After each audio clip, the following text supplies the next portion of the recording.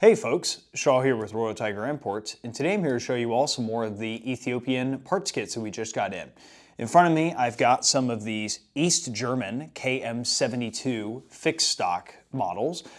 These models I just pulled out of the parts bin that you've seen in a previous video that we just published. In that bin, we had some of the FEG Hungarian AMD65 models, as well as some Yugoslavian models. And in there, sandwiched in the middle, was some of the East German. So let's get a closer look at some of the markings on some of these.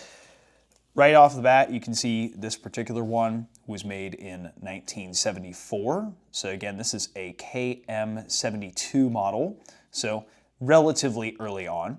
You can also tell that they are the East German because of the battle site 0 marking being N instead of some of the other markings that you see on other comm block AKs. You can also see some of the barrel markings. It's a little bit distinctive compared to some others. And let's get just a closer look at the front end on that one as well. You can see that, of course, this one does have some wears, definitely been there and done that. But other than that, it's a pretty standard AK pattern for the most part. The Germans didn't deviate too hard from the pretty standardized AKM pattern at that point. That being said, you can also see that it's a nice chrome line barrel on these. Bore condition varies so far. We've seen some with really nice bores and some that have quite a bit more wear on them. You can see in variation in condition as well. So I've got a handful here that are a little bit more worn, and then we've got one like this one here, which was in better condition compared to some of the other ones we've seen. The batch runs the gambit, really.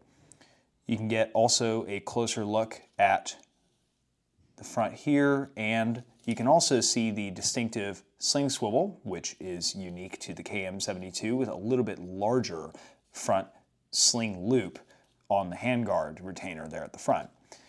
And you can also see that N battle 0 marking again. If we also take a look here, this one is a 1976 manufacture date on this.